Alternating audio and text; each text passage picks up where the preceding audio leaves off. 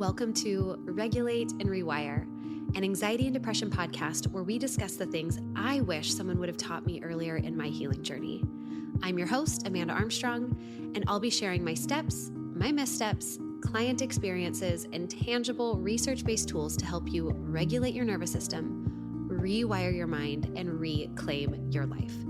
Thanks for being here. Now let's dive in.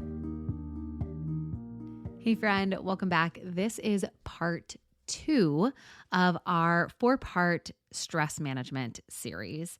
And I am really glad that you're here for this one because what we are doing today is the work that I think gets skipped.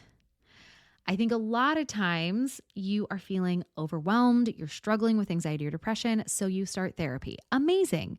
But what often happens there is a couple brief chats about current life before you hone in on something deep and specific, a pattern or part, and you take that a mile in one direction. And that is absolutely the work that's needed and something that can work in phases of your healing. But when your stress bucket is currently constantly overflowing and unmanaged, there is not the space or the capacity within your internal system, oftentimes, for that deeper work to land in any kind of meaningful way.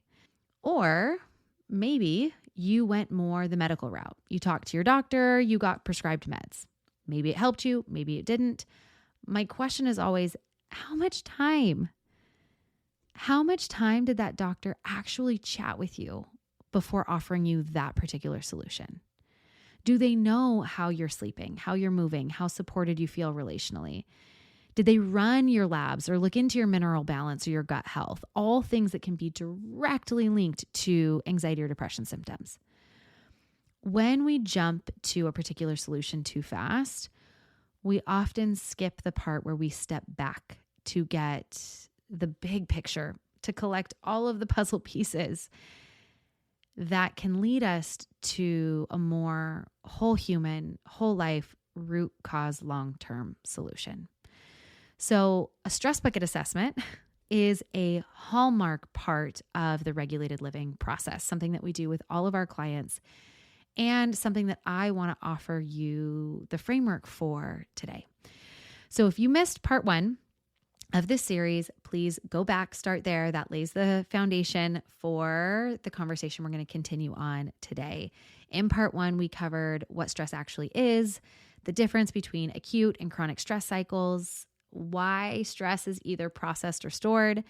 And I introduced 2 frameworks that we're going to come back to and anchor this whole series. So the stress bucket and our seesaw. And today builds, again, directly on that conversation. Okay, so moving on. Here's what I find happens with most people when it comes to stress. They have a felt sense of it. They know that they're stressed. They say that they're stressed. They can feel it in their body. They can see it in their reactivity. They can, again, sense it in just the exhaustion that they experience at the end of every day. But when I ask them to actually describe what's making them stressed, they can give 1 or 2 things. But when I poke a little bit further and I ask, have you ever stepped back and taken this honest, structured inventory of the stressors and the supporters in your life? What does that look like? And most people have never done something like that. And again, to me, that really, really matters. This part of the process really, really matters because you cannot manage what you haven't honestly looked at. You cannot edit or change what you're not aware of. You can't build up supporters that actually meet you in your life if you do not know what your life is actually asking for. Another analogy that I often use is healing is like a 1,000-piece puzzle. And for so many of us, half of those puzzle pieces are hidden in the backyard, all around our house. We've rarely been supported in saying, hey, okay, before we try to put together the puzzle, let's see if we can round up as many pieces as possible. And instead, one particular practitioner in their modality or another practitioner in their modality are the blue pieces. I'm good at the blue pieces. Let's just do that. Or the orange pieces. I see those. I can do that. This stress bucket assessment is about saying, hey, let's try to put all the pieces on the table first. That's what today is about. This guided assessment. We are going to look at both sides of the seesaw, the stressor side and the supporter side, in a way that I hope is structured enough to actually be useful for you. And I do want to say up front that this process is usually a little bit better in a more tangible, guided, experiential way. So here's what I mean by that. In today's conversation, I'm going to offer you this framework in the best way possible that I can in this audio only modality. The way that this looks in our coaching programs is that we go through this exercise with workbook pages. This lives inside Restore if you want to do it in a one-on-one setting. This workbook and this exercise and these pages live inside the Regulated Living membership if you want to go through it in a more self-paced way. So if you are one of the many who are listening to this who are a member, when you're going through this process, pull out the module 3, I think it is, the module 3 workbook pages that talk about our stress bucket assessment. And that is going to just support this process a little bit more. Again, if you're interested in the membership or Restore, there's always links in the show notes where you can learn more. But even without the workbook, you can do this. You can do this process, grab a journal, do the notes app on your phone, whatever works best for you. This is going to be an episode you can listen through just start to finish the first time. But if you're going to come back to it, I think you would do well to do a little bit of listen, pause, write. Listen, pause, write. And I think that's how you're going to get the most, is by actually engaging in this process with me a little bit real time. So we're going to start with the stressors side of the seesaw. So we right now are going to look at your stress bucket. And when we have clients do this, we have 2 main categories of stressors that we look at individually. A category we call your baseline stressors, and one that I call your daily stressors. So your baseline stressors are the things that you wake up with and carry with you day to day, until something fundamentally changes. So these are things that do not fluctuate based on how your Tuesday goes. They are things like chronic illness, financial realities, unresolved past experiences, maybe hormonal imbalances, relationship patterns that have not shifted, marginalization, beliefs about yourself or the world that run kind of in the background of everything. So if you are thinking about this visual of a bucket, think about your baseline stressors as the bottom layer of water. This is the water that is always there. It's the water in your bucket that you wake up with every day. Then you have your daily stressors. So again, imagine your bucket, and just above your bucket is a water tap or a spigot. And there's water flowing out of this spigot. That water is layering on top of your baseline stressors, and that water represents your daily stressors. This flow of day-to-day inputs.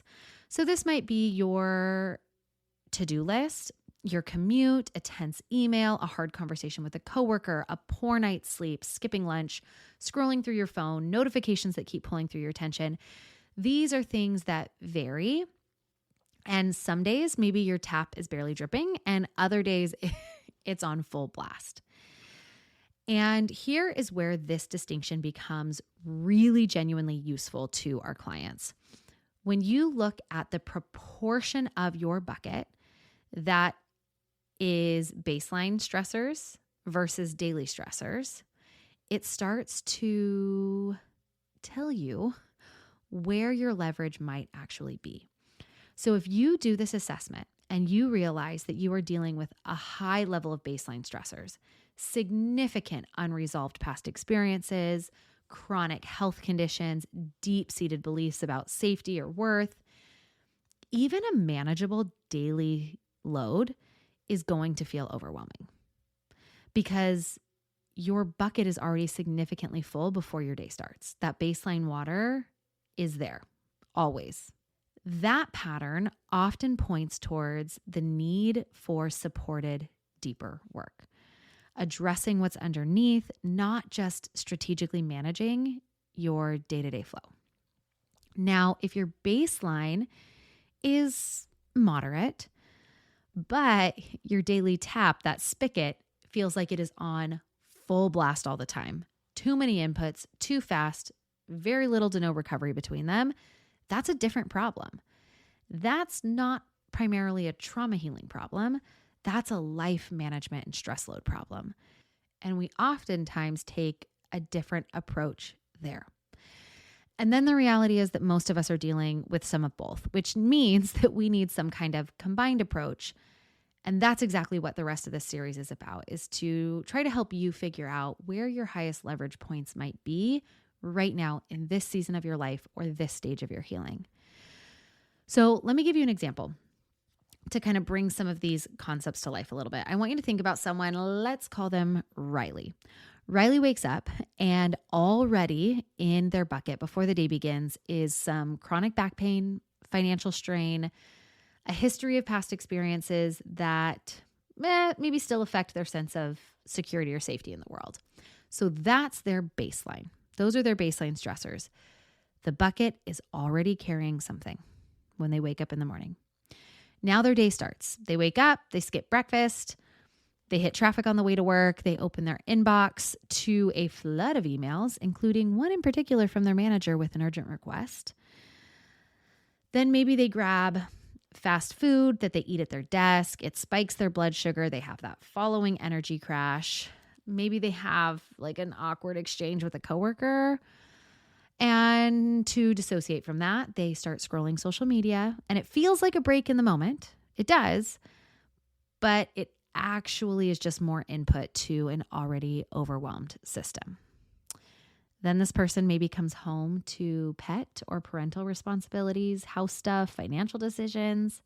For some of you, you're like, yeah, that's my everyday. Or for some of you, you've had those days. So by the end of the day, Riley's bucket isn't just full. Their bucket's been full since like 2 hours after they woke up.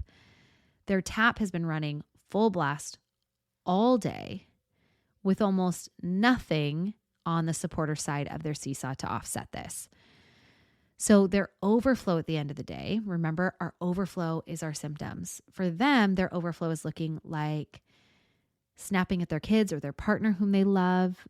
They kind of just dissolve into overthinking or anxiety, and eventually by the end of the day, just shut down completely. Which, if you look at their day, if you consider the pieces that we're looking at, that response actually makes perfect sense. So this is your first task for the episode. Your first task, not dissolving into anxiety, but to start building an honest picture of what both of these categories look like in your life. And you can choose to do this in a really open-ended way where you grab a pen and paper and you just write baseline stressors and do a brain dump. Write another piece of paper, daily stressors, and do a brain dump.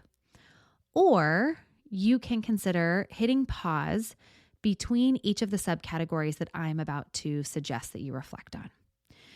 So we're going to start together. If you want to do this more guided with me, we're going to start with your baseline stressors.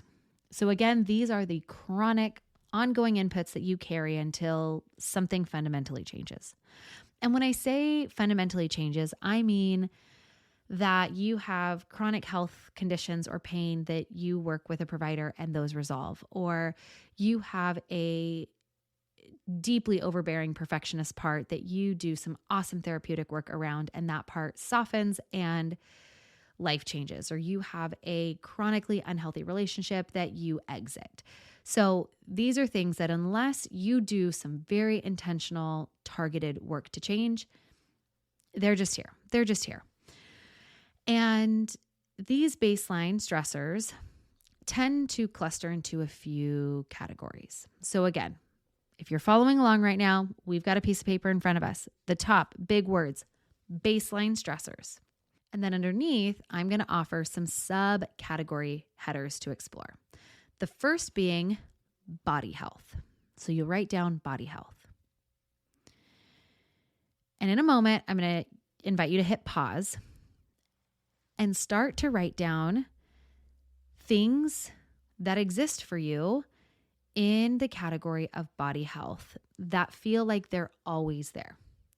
This could be chronic illness, hormonal, like unresolved hormonal imbalances, gut issues, a sleep disorder, nutritional deficiencies.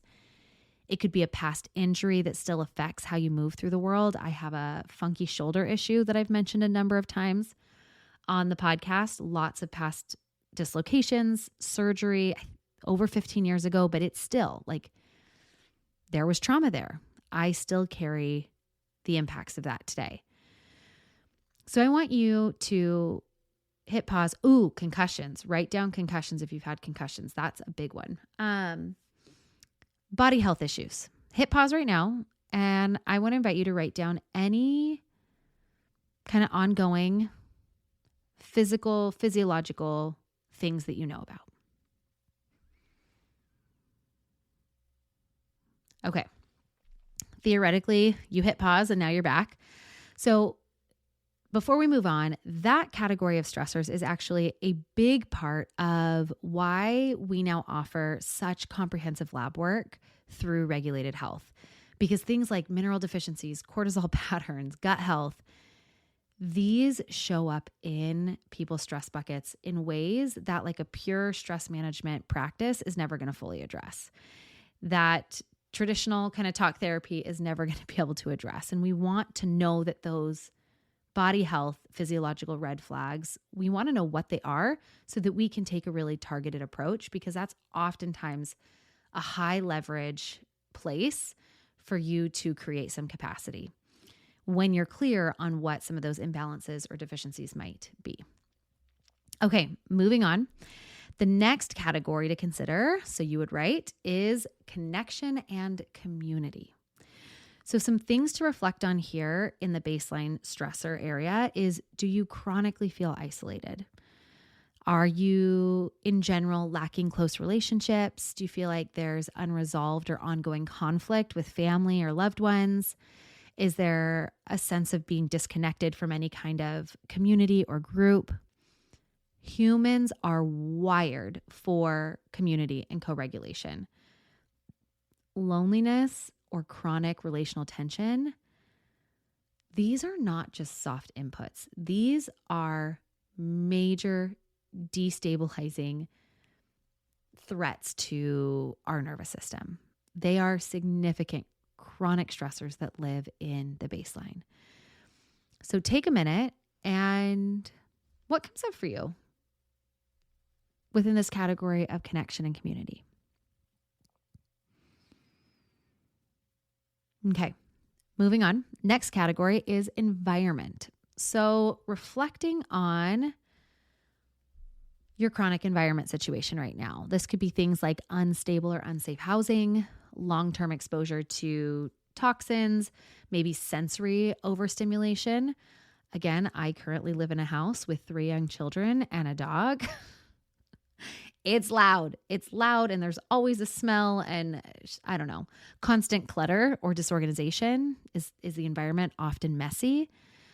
Or maybe consider your access to nature or green spaces. If there's a lack of that in general in your life, that's going to read as threatening to your system. So your nervous system is constantly reading your environment for safety signals. And an environment that does not send those signals becomes a baseline stressor. So what of these might exist for you? Take some time and write those down.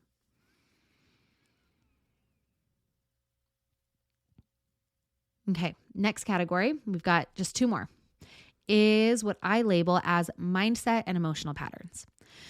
So this includes things like unresolved trauma or past experiences, negative thought patterns that are chronic, that are kind of always there for you, beliefs about not being good enough, the world being unsafe, needing to earn rest, needing to be perfect to be accepted.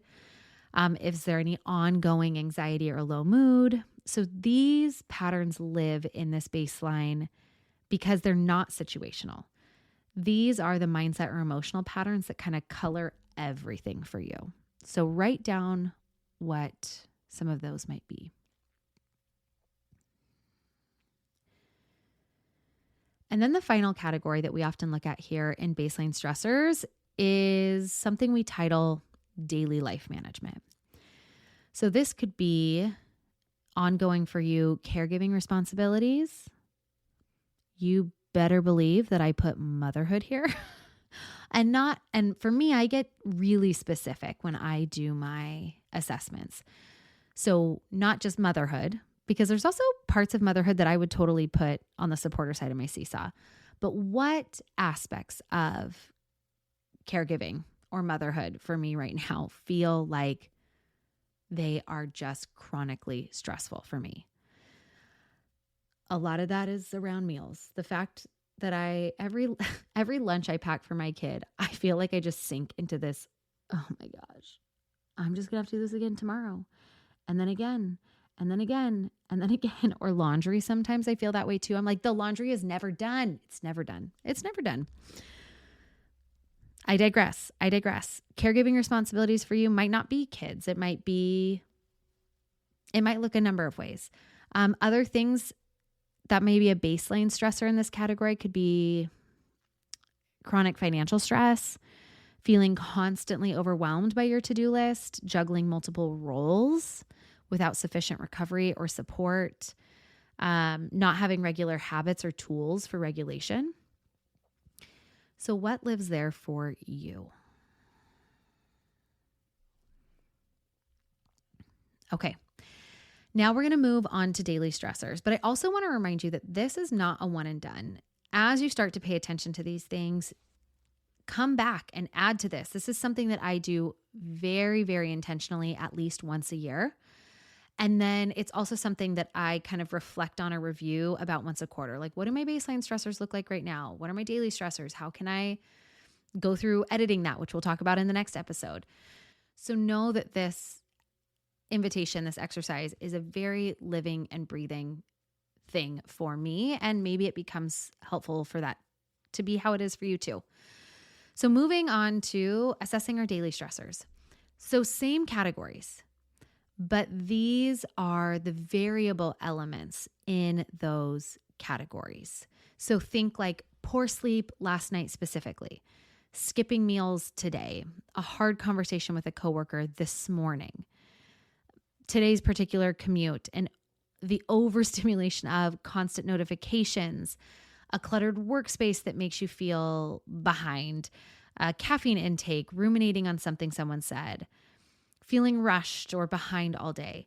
So again, here is my invitation for what you do with this. And I won't go through this as slowly because those category headers are the same, but you would grab a new piece of paper and at the top you would write daily stressors. And then you would walk through those same categories: body health, connection and community, environment, mindset and emotional patterns, daily life management. What is coming up and what's there for you? And before moving on, I'll give you some examples so that you can start to really differentiate what might be baseline in a particular category versus daily. So body health, a sleep disorder would go in the baseline category, but just having poor sleeping habits, staying up too late, inconsistent patterns, not getting enough sleep, I would put that in a daily stressor here. Often skipping meals versus like an eating disorder would be more baseline. Not drinking enough water, struggling to make time for regular movement or exercise. Then in connection and community for daily stressors, maybe it's frequent miscommunications or conflict with coworker, family, or friends, struggling to set or maintain boundaries, feeling stressed by social obligations or maintaining relationships on a day-to-day basis. In your environment, it could be loud noises, disruption by neighbors, again, a commute that's long or stressful, cluttered home that maybe feels a little bit more dynamic. Sometimes it's really cluttered, sometimes it's not. Spending less time outside a day than we need as humans. Mindset and emotional. I frequently feel rushed or overwhelmed. That could go there. I struggle managing kind of intrusive or stressful thoughts on a day-to-day basis. I feel easily overwhelmed by daily tasks. I avoid confronting difficult emotions. And then daily life management. I feel overwhelmed by daily household chores or errands. I have too many things on my schedule. Unexpected events pop up. I forget to use my regulation tools on a regular basis. I multitask or feel overwhelmed. So, taking some time with those categories and just seeing what comes up. And it's okay. It's okay if you're like, I don't know, does this go in baseline or daily? It doesn't oftentimes matter. Do this exercise imperfectly. Do it in whatever way that does not overly stress out your system. Approach this with as much curiosity and just put things somewhere on a list. So again, baseline stressors, what chronically is in your bucket, the things that are kind of always there. And then daily stressors, what is filling it on a day-to-day basis based on how you are living or what's happening around you. And remember, right now, you're not trying to edit this list. You're not trying to solve or change anything. We are just approaching this with curiosity and taking an honest look at what's there. And we did this recently together inside the membership, and someone commented, quote, "It was really helpful to write out my baseline and daily stressors. I frequently judge myself for feeling anxious or shut down. I tell myself that my life isn't that bad or that I should just, quote, be cool. But when I write out all the stressors that are always circling in my mind, it makes sense why I feel a constant level of anxiety. And I appreciate the reminder that my symptoms make sense." End quote. No notes. I love comments like this, that moment of it makes sense.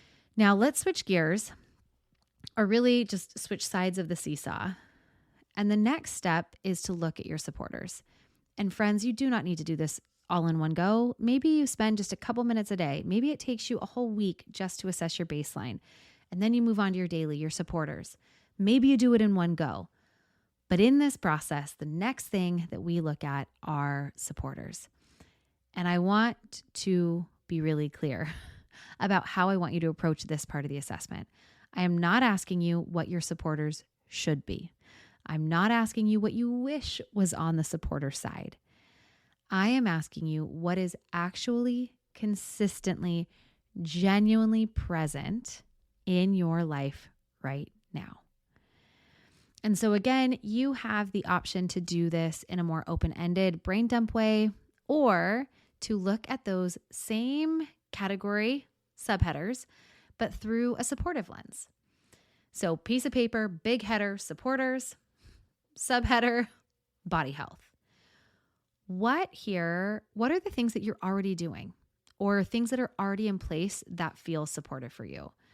Are you getting quality sleep, eating nutritious meals, drinking enough water, moving your body consistently? Are you managing your health conditions? Maybe you have an awesome support team or treatment in place that's working. So what are the things that support your body health? And then moving on to connection and community. What are the things that feel supportive for you here? Do you have meaningful, authentic relationships? Is there someone you can turn to when things are hard? Do you feel part of a community or a group that brings you genuine joy or meaning? Do you feel comfortable asking for help or setting boundaries? Kind of what's working for you in that area? And then we look at environment. Do you feel safe or relaxed in your home environments, or have places where you do? Do you have access to nature, clean air, outdoor spaces to help you recharge? Does your workspace feel organized or supportive rather than chaotic and overwhelming? Then we have mindset and emotional. Are you able to practice self-compassion, even imperfectly, but do you have the ability to make a mistake and be like, oh, how human of me. Okay. Do you have tools to help process and navigate difficult emotions, or particular nervous system regulation tools that you know work for you predictably and you can turn to them? Do you have moments where you experience awe or laughter or creativity or gratitude on a regular basis? And then we can look at daily life management. Do you have systems or routines that make your life feel more manageable? Can you delegate or ask for help when it's needed? Do you make time for rest or hobbies or things you actually enjoy on a regular basis? So what regular practices, even small ones, kind of in your daily life lead to feeling grounded or more regulated? And so in this, you are writing down what's actually there. And then maybe as a second part of this, that'll kind of bleed into what we're doing in the next part of this series, maybe you do want to consider writing down what's noticeably absent. And on the same discussion thread in the membership from the previous comment I shared, another woman mentioned that in doing this exercise, quote, "In doing this, I was reminded just how much I lack supporters. And that is so painful. And it mostly feels outside my control right now." End quote. And I share that because if that's where you land with this awareness exercise too, I just need you to know that you're not alone in that. And I also just have to share that one thing that was just so lovely to see was that there were another couple members who just immediately commented back to this woman and was like, "Hey, like, we're here for you. We'd be happy to connect. Like, we can be your support." And God, that's just like one of the many things I just love about the membership. But okay, back to this exercise. Assessing both sides makes that gap or that imbalance between the weight of your stressors and the weight of your supporters side become really obvious. And it's this imbalance that we are going to be talking more about in this series. Now, I know this episode is getting longer than our normal episodes, but there's just one more layer that I want to add to this assessment.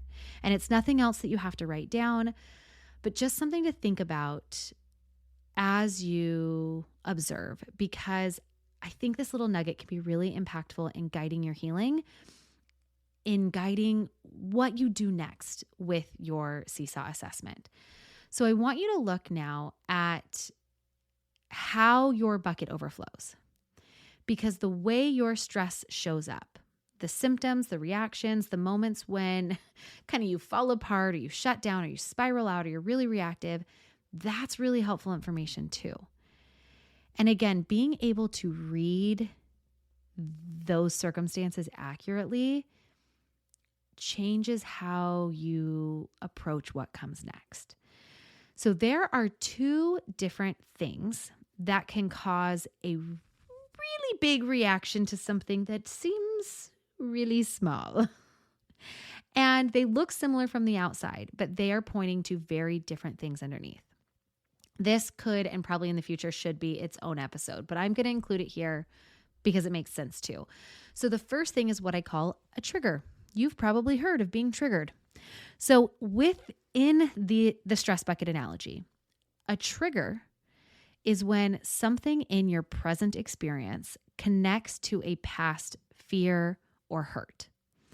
And because it does that, it causes a disproportionate response that feels immediate and intense. So I want you to think about this like dropping a giant boulder into your stress bucket. It's a really big input, big reaction, almost instantaneously. And a lot of times it's not really about what just happened. It is about what that thing is echoing from way further back. So work criticism that feels devastating because it pings on a childhood experience of never feeling good enough. Or a partner going quiet that sends you into panic because it echoes old abandonment. So a trigger is a boulder. The displacement is immediate and significant. Then we have the second, something that I refer to as overflow. So overflow is when a small stressor causes a big reaction, not because of the particular stressor, but simply because your bucket was already full. So it is like the final drop that tips the scale. So a minor schedule change that sends you completely over the edge because you are already stretched on capacity, or absolutely losing it, snapping at your kids over something small because you've just been holding it all together too much all day long, or crying in your car about something that objectively doesn't matter. Like your logical brain is like, I do not need to cry over this, but I cannot stop crying over this. Overflow is not necessarily about that specific thing or that moment. It's really just about the accumulated load. And so the way that I want you to think about the difference, a trigger is a boulder, big input, immediate big reaction. Overflow is just the final drop, boop, Small input, but a big reaction because it was the final drop that caused the bucket to start overflowing.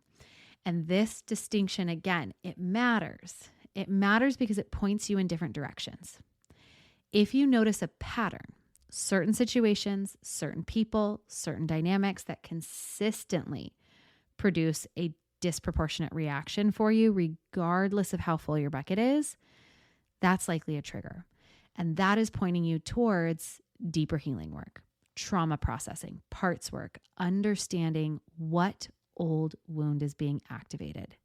But if you notice that your reactions vary, just depending on how stressed you already are, things that roll off you on a good day but destroy you on a hard one, that's more likely overflow.